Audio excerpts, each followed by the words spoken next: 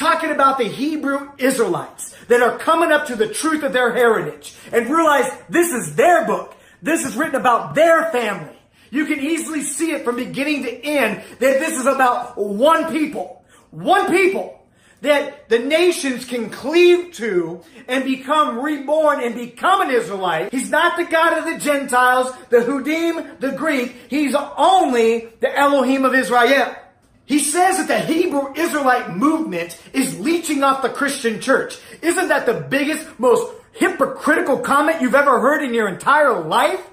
Christians have done nothing but leech off the heritage of another people. They practice replacement theology and put themselves as the people of the book. Yahweh has the people that he was sent to. And it's the lost sheep of the house of Israel, his firstborn son.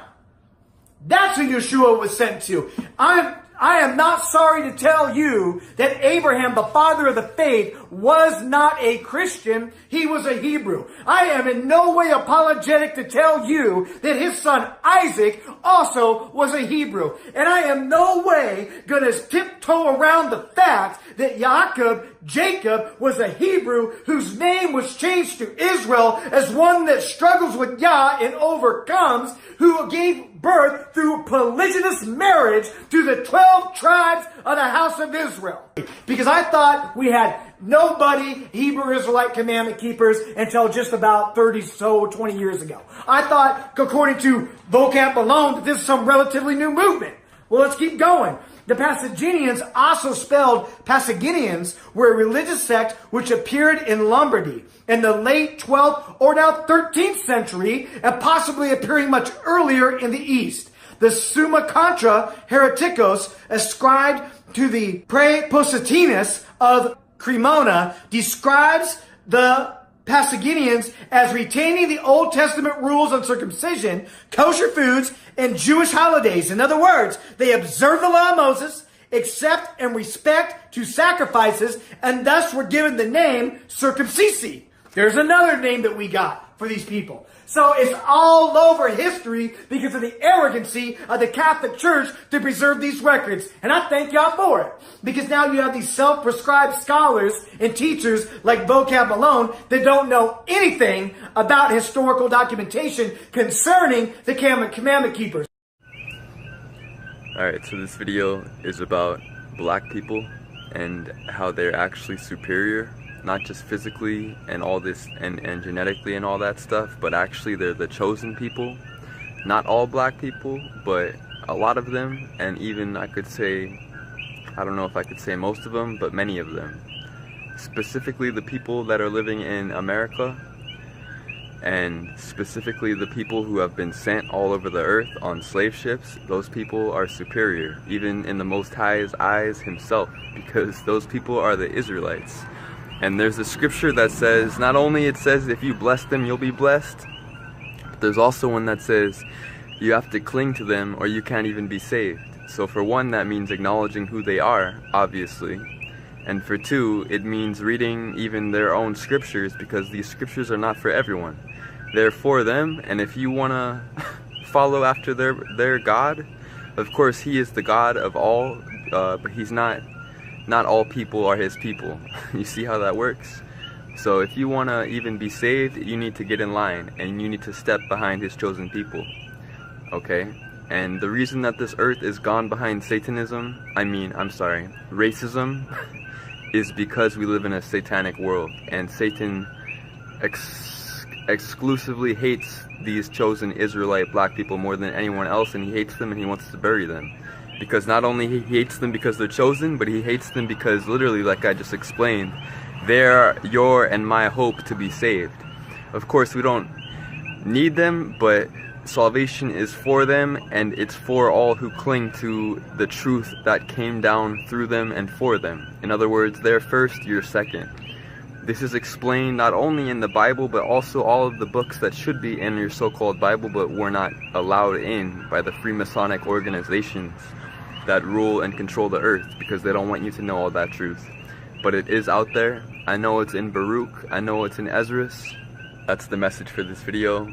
And again, say it again, black people, especially the Hebrew Israelites, the actual chosen people of the Most High, who was sent on slave ships, not for the sake of all of them, but for the sake of the many. Because just as all humans are fallen, the majority of them oftentimes did not follow after him, but he always had his Zion. He even always had his prophets. He always had his faithful people. But they were even sent into exile for the sake of the many. Because the Most High isn't playing around, and he deals with people as a whole. So he even deals with his chosen nation as a whole. So wrapping up this video, his chosen people are the black people who were sent on slave ships. You need to bless them if you even want to be blessed on this earth. And if you even want to be saved and make it into the next earth, you need to cling to this truth. And even metaphorically and even literally cling to them. Because salvation is not for everyone. The Messiah himself said he came for the lost sheep of the house of Israel. That's a specific people. That's not everyone. That's not you or me. For most of you people watching this video. Of course, a lot of Hebrew Israelite camps are not telling you the full truth about this. Maybe because they do not know. Hopefully, for their sake. You know, but what they're saying is, oh, that means no one can be saved unless you're an Israelite. It's not true. The reason he said that is because this ministry begins with them. Deuteronomy 28 verse 68. And Yahweh shall bring you into Mitzrayim, Egypt again with ships. And the way of which I said to you, you shall see it no more again. And there you shall be sold to your enemies for slaves and female slaves, and no man shall buy you. And that is what happened to the regal class of the house of Judah. And I want to give you a brief history. I won't go into it too much, but I can't just make that statement because there'll be people that will push back. But I want to give you a brief history on slavery.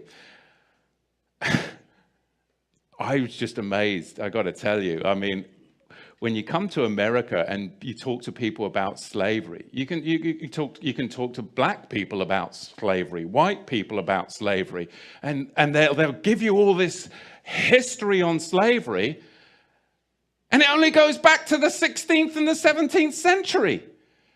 And you're like, don't they teach you the history of slavery? Why? Ask the bloody question. Why are they only teaching you the history of slavery as far back as the 16th and the 17th century? Why are they only going that far back? Because they don't want you to go farther back than that. Because then you'll actually find out the truth. But from the 16th and 17th century, we'll teach you about slavery. You've got to go further back. And you've got to understand and question, why do they do this throughout the whole of America, in all the public schools? Why do they only go back as far as the 16th and the 17th century to talk about slavery? We've got to go further back than that. Because Islam designed infernal slavery. And then the Ashkenazi Khazars, those who say they are Jews and are not, are the ones that marketed it. And the regal Negro nomads exiled from the kingdom of Judah were the main recipients of it at the hands of the indigenous black Africans. Because you've got to understand, the regal class of the house of Judah came down from Israel, and they came into the land of the black Africans. And the black Africans resented the regal class of the house of Judah in their land because they had laws, they had customs, they had civility. And they were a regal class of Negro that came down into Africa. And later on, it was the Ashkenazi, the Islamic slave traders as well, that then worked together with the indigenous black Africans to enslave the regal house of Judah. This is what we've got to understand, but you've got to go back before the 16th century to understand the roots of it. So we're going to see, as we dig into this, where this slavery came from, because it was really a system that was very, very well crafted. There was Islamic masters, and there were white Ashkenazi Khazar ship owners. There were the buyers and the sellers. And they're not going to fill you in on all of this, but really you've got a 4-tier system. Number one, you have the Negro nomads that were exiled from the kingdom of Judah. Number two, you had indigenous black African hunters that resented the regal Negro nomads that had come into their territory with their own customs, with their own laws that were different and would not assimilate into their tribal culture. They were their own tribe. They were the regal house of Judah. And number three, you had Islamic trappers that worked with the indigenous black Africans to trap the regal Negro house of Judah. And then you had them sell them to the Ashkenazi ship merchants, along with many Portuguese and British Ashkenazi. Oh, it is a blessing to know the truth. Because now when I call upon the name of Yeshua, I know those demons are going to run. I know my circumstances are going to change. Because that is the name that is above every other name. And that name is Yeshua. So thank you for tuning in. Thank you for taking this long time to be with me and rejoice with me, I hope is what you're doing. Rejoicing that the truth of Yeshua and Yah and you as his people, it's true. And I know you've known it. And I know that it's sometimes it's like, why do people believe me as a white man? But some of that is because of what's been ingrained in your minds as well, to doubt each other. So I'm not this great man, but I'm just a man coming from the people that have taught you lies, coming from the people that has degraded you, coming from the group of people that has lied to you and created this false and even put in your own minds to doubt each other. I'm coming to say that we've done that, but the truth is you are his chosen. Yeshua and Yah are the true names of God and his Son. So thank you that I'm grafted in as a believer in Yeshua, and we'll be in touch more and more. So the wisdom of Solomon in the Apocrypha in the 5th chapter talks about how Jacob, how the heathen is going to be amazed and confounded when they realize that the so-called black man is that chosen line. You know, in the 5th chapter, I'm getting ready to read some verses here. You know, it's going to be amazing. You aren't going to be able to comprehend it, and you're going to be in anguish and dismay and shock. How could it be that this so-called black man who's been terrorized over here for 400 years and all over the earth, really, in the 4 corners of the earth, how could it be? Let's read about it. Well, you acknowledge who the real Israelites are, huh? So let me ask you this. Look at this right here. Tell them what you're doing, David, Brother David. I'm just a minister for the Lord, and these are the actual Israelites, ancient Israelites, depicted in Egypt, tomb walls. These are Assyrian captives. I believe these are probably Levite priests because their hair is cut a certain length. They Look at those have black their hair images. in locks. Look at those black images. Who's that? Daniel wrestling with that lion? With that black skin and woolly I hair? don't know. I wonder if that's maybe a man in an early Christian in a Colosseum. No, that's David. They said he wrestled with lions. Okay. Well, Hey, but look, let me ask you this. Who are the Israelites, right? You see that? the ancient Israelites are those people that were taken into slavery through Atlantic slave trade and scattered through all nations of the world. Right, okay. And where it gets interesting is, in America, there was a slave trade. And a lot of the slaves, a very high percentage of them, came from Western Nigerian ports. And in America today, you see a very large movement of African Americans who say that they're the real chosen people, that they're the children of Israel, they're the Judeans. You know, so what are they just trying to create an identity for themselves because they were slaves, or is there really something here? And the answer is, most likely there is something there. And most likely, maybe that they were the original Israelites, and maybe that the Jewish people today who are white, Caucasian people came in a little bit later on. It is very important that you understand who the true Hebrews are, because that end-time prophecy, lots of it, surround these individuals. I am a Gentile. I know exactly who I am, but it seems to be the one group of people in the world that have been, by the rest of the world, tried to be dumbed down to the fact or completely erase their history from history, is the African American people, so-called, that are scattered throughout the nations. Now, please understand that not every single black person is a true Hebrew, but it is those that are under the curse of Deuteronomy 28. And you'll be able to tell by the time that I'm done giving you this information in this video who the true Hebrews are, and you may be one of them. Hello everybody.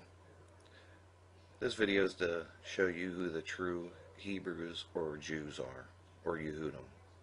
The people in Israel right now are not Jews. They're Khazars. Your true Jews or your true Yehudim are the so-called black person, or African American as you like to call them sometimes. I've been reading all the comments, good and bad, and I just feel like there's a few things maybe I need to clarify, so I just wanted to do that. First of all, I wanted to let you know that I was not trying to teach in my video. I know that the women are not supposed to be teaching. I mean, the Bible says that let the women remain silent in the churches. So when you see these women preachers, I really don't know how they justify that, because the Bible's pretty cut and dry. So I'm sorry if I offended anybody. I'm sorry if it came across that way. That's not what I was trying to do. All I was trying to do was just get this information that I've learned out there. So like I said, I'm sorry if I offended anybody. That was not my intention. Like I said, I was trying to get this out there to everybody. And as far as waking up the white race,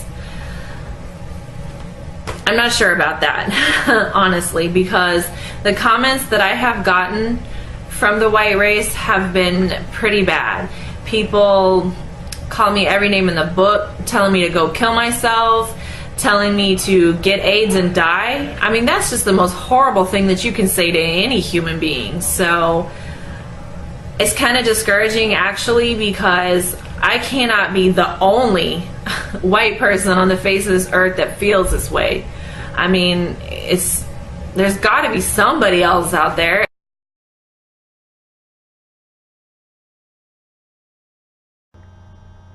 What I'm about to tell you is that the Israelites, the so-called Jews that are living in Israel today, are not the real Israelites.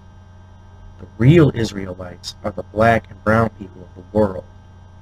What happened was when the black people that were the true Israelites and the brown people that were the true Hebrew Israelites fell from God's word, as it is written, were cursed. So what happened was Rome came and sacked that land, and they all fled. They went in all around the place, all around up north, south, east, west, but mostly down into Africa. They lived there for a little while in the wilderness until they were taken by slave ships to the Americas. Shalom to everyone, to the children of Israel, to the 12 tribes, to the saints of the Most High. I got this book when I found out the truth of who the true Hebrews were. It wasn't enough for me to just know. I felt it was my duty to go in and truly study their history and what they endured, because I have a hard time with those of you with white skin saying it's in the past. It doesn't matter. So my question to you, white people, is what are you proud of? What are you proud of? I'll say now, denounce the color of your skin, denounce your flesh. And I'm going to read some out of this book. It's called Into Egypt Again with Ships, A Message to the Forgotten Israelites, Elisha J. Israel. And I recommend it to anyone who wants the truth of who the true Hebrew Israelites are. And this is an amazing, amazing book. It's only about 150 pages, but it goes into history, it goes into scriptures. So to those of you with white skin that say slavery doesn't matter, my first question is, if it doesn't matter, why did the white man go through so much trouble to hide who the true chosen are? The true Jews, according to the Bible, you can check it in the Bible, you can read Job 30:30 and some other places. They have never been white. They have been people of color. And they have not stopped in Ethiopia. They were in Ethiopia, Sudan, and they have settled in West Africa. From West Africa, they have been taken as slaves to America. Brothers and sisters, blacks of America, it's you. You are the true Hebrews. You are the true Hebrews from the Bible. America gonna do everything, gonna invest as much money as it has, gonna fight as much wars as they can, gonna invite as much weapons as they can just to hide this away from you. Gonna take Israel, gonna bring white people here and to tell you these are the Jews, gonna kill you, gonna kill Arabs, gonna mistreat white people like this guy just to tell you this lie. That you are nobody and we are the Jews with all the history and so on. It has been deleted, your history. You don't know who you are. Don't forget about it. This is why America has been taking your history away, never to find out that it's all about you. Now, to the real Hebrew Israelites, you're going to refer to Deuteronomy 28:64-68.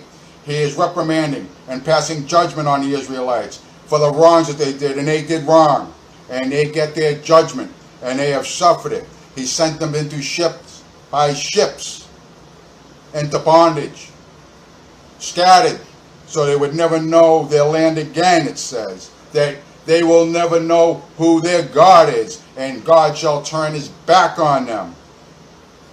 They never knew who they were. The Jews today happen to have heritage and they know who they are, but it violates everything that we're going to look at in your scriptures of Deuteronomy, Jeremiah, Zechariah. Because it's not supposed to be established by men. It's supposed to be established by God, and in the end he said he would wake them up. You're going to find in Jeremiah and Zechariah that these people who were taken by ship into bondage and scattered throughout the lands, never to be seen again, never to know who they are again, would not be awoken until the end times. Today, my friends, we are in the end times. How on earth did you manage that? I knew you were scared. Toby's got a gift for horses. Real special touch, Master. Get back in the field. Steady on, Spaulding. What did you think of Toby's special touch with the horse? It was astonishing, no? Well, it's just unlocked, sir. Horses probably smarter than an African. Good God, man. The Semites brought horses to Africa.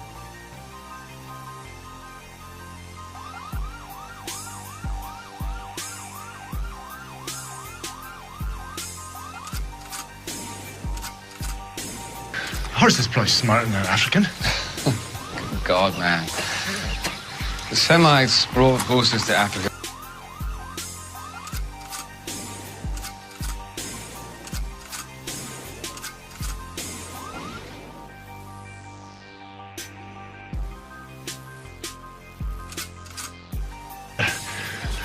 Horses probably smarter than an African. Good God, man. The Semites brought horses to Africa when they defeated the Egyptians more than 2,000 years before the birth of Christ. It never fails to amaze me that you traveled the world, Spaulding, and seem to know nothing about it.